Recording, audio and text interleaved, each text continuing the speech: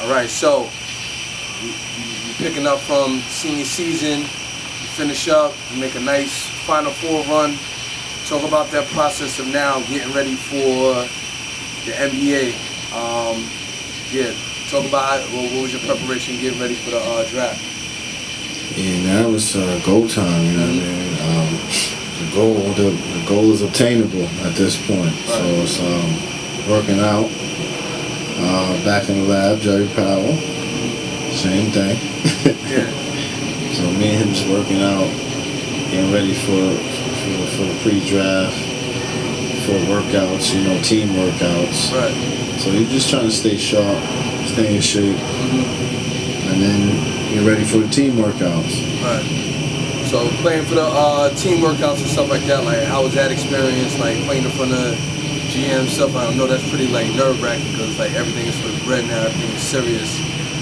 Talk about that a little bit. It was cool. I actually like that whole process, you know what I mean? Right. I like that whole process because you got to go against guys. This is the only time you're going to really get to do that. Right. So, it'd be like 6 guys at a workout. Not doing a bunch of 3-on-3s, different drills, 2-on-2s. So it was cool, man. I got a chance to go against a couple different guys. Right. So it was a good experience. Right. So the endurance is right, obviously getting for the draft because it's a whole lot. You're ready for the NBA season, longer season. Now we get to draft night. Draft comes, first round goes by, you see all these names. I know you have to be sitting there thinking to yourself like, I done cracked half these dudes, like, you gotta be kidding me. What's your mindset when you see the first round, you see like a name not called, but second round you did get picked at number 52, Indiana Pacers, so your dream still comes true, getting drafted, but talk about this, the competitive nature in you when you don't see the name the first round, like, what went through you mentally, like, Yeah, I remember that night, man. I'll never forget it. The agent told me initially going to be end of first round or very early second round. So when it came and went, didn't happen, I was like, what's up? He called me back. He said people was talking about the brain injury I had. Right. So a lot of things came up. Yeah. So he said, he told me Dallas was going to take me at 56. So I was just sitting around waiting for 56, really. Right. And then I heard my name at 52. Indiana, you know what I mean? I was just happy to get picked, right. You know what I mean? But like you said, it's a part of me that I was just ready to get on the court at that point. I was like, all right, we got in. Now it's time to show everybody what they missed. You know what I mean? Right. So the first thing I did, I checked Indiana roster, you know what I mean, and see who I was going to be going up against. I had to deal with a bunch of veterans, you know what I mean? Right, so getting to Indiana, I think Jim O'Brien was your coach at the time, your rookie year? Yeah, J.O.B. Talk about your rookie experience and getting on the court. What's the feeling like? Step on the court, you're an NBA player now. You got Jim O'Brien, coach first year. What was your rookie season? What was that experience like? It was good, man. I like J.O.B. a lot, man. Much respect to him. He worked me so hard that summer, and I was in great shape, you know what I mean, for the season. Like, he worked me hard that summer. I was with him from day one, and he worked me through. We had like summer league training camp. Then you got a regular training camp, so I was with him the whole time. He worked me out, gave me my first chance, my first opportunity, and I used to get out there, and I remember my first year, I used to just come in the game and just shoot. Right. I just started shooting. Everybody knew it. Like, as soon as they get the ball, he's shooting. Yeah, like, you going for yours. Yeah, I'm going for mine. I ain't played too many minutes, you know what I'm saying? But so when I got in, when I got in, you knew I was in the game. Yeah. Leave with some stats, at least. Nah, I feel you. So your rookie season, right? You get that rookie season under your belt. You're playing against some of the best. What's that feeling like when you see, like, playing like amongst the killers that you kind of looked up to, and then like now you're on the court with them, like you're seeing Kobe Bryant, you're seeing the footwork happen right in front of your eyes. What's that you feeling like seeing some of the NBA's like killers, and like what was that like? I think it's like it takes like one time to see everybody, to be honest with you, then realize like, I'm here, like, you know what I mean? Because I remember the first time I played against Steve Nash, I was like, I was in awe for a while. You know what I mean? Like, damn, I'm really playing against Steve Nash. Yeah. Watched this guy for a long time. You know what I mean? But you know, as the game goes on, you see he's trying to get at you. You gotta protect yourself and you gotta play. You know what I mean? So you wake up quick, but you can definitely be in awe for a second, especially the first time seeing one of these guys. Right. So talk about a little bit adjusting to the lifestyle of NBA, like traveling, playing in way more games. Everything's a little bit more serious. Talk about a little bit like all the time that goes into being a professional athlete. Yeah, it's a lot of time. You gotta perfect your craft. Watch a lot of film. Right. Practicing a lot, shooting a lot. A lot goes into it, man. The season is grueling. You know what I mean? 82 games. It's a lot of games. Right. We come from college. You playing. If you're a great team, you're playing like 35. Right. So now you're playing 82. You gotta, traveling East Coast, West Coast, every night and all that, jet lag and all that. You gotta learn how to deal with it, man. And you don't have a lot of time. It happens on the fly, you know what I mean? So you just kind of, hopefully you got good veterans around, you know what I'm saying? Which I did in Indiana during my time there. I had good vets with me. I just show you the ropes, show you how to do things. Yeah, who's some of the vets that kind of like helped you along, kind of like guide you along the way? I had David West with me. Like my second year, David West, OG David West, OG Posey, James Posey, you know what I'm saying? TJ Ford, Earl Watson was huge.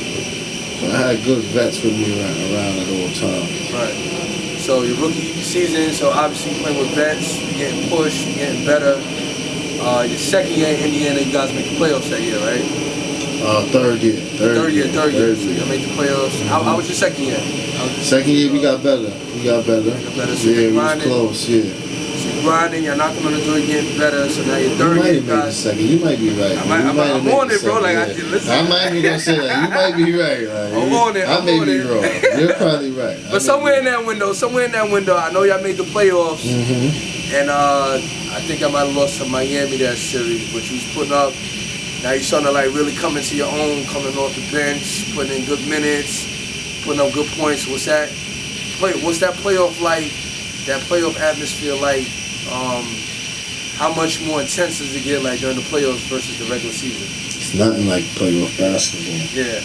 Nothing. You know, the closest thing was like a big college game. Right. Like a UConn versus Pitt. Mm-hmm. That same type of intensity that's in the stands, that's how an NBA playoff game is.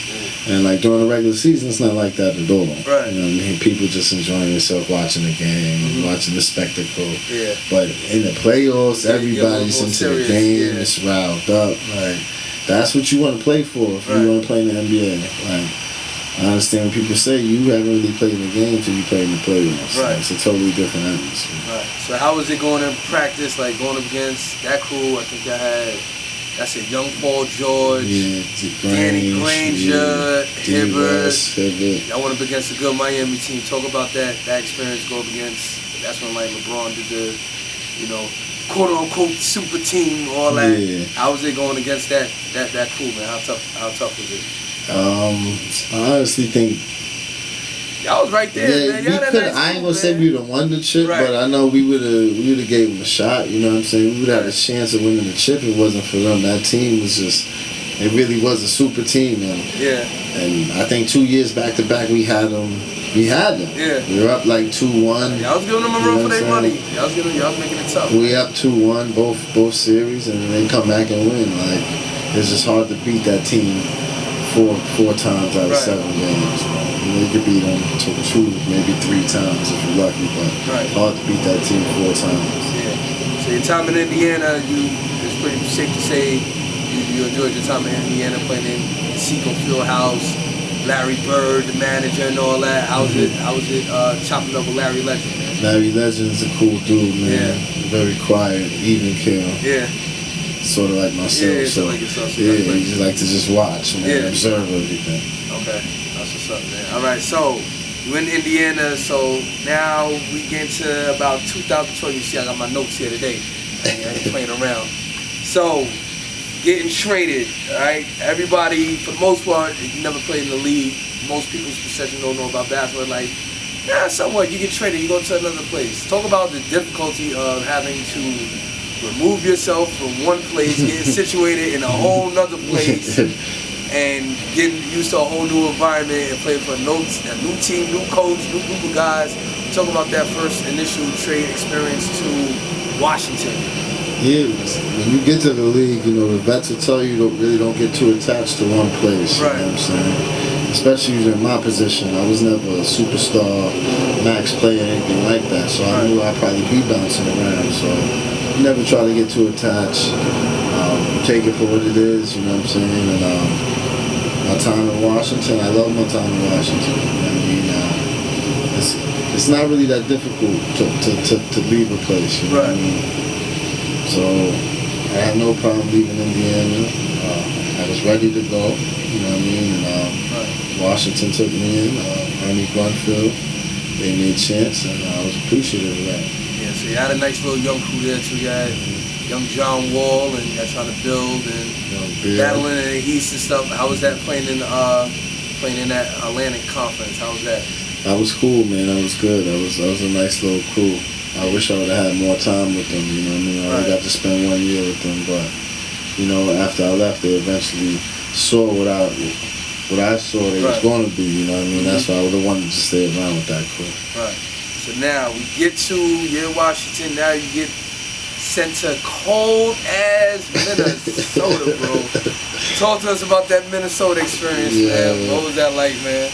The coldest place I've ever been in my life. Like, and I'm from New York. Yeah. Like, you think we seen cold? You ain't never seen no cold like that. It's different, man. But I was there, man. I didn't really get a chance to play there. I was kind of... Did you battle with injuries around that time a little bit? No,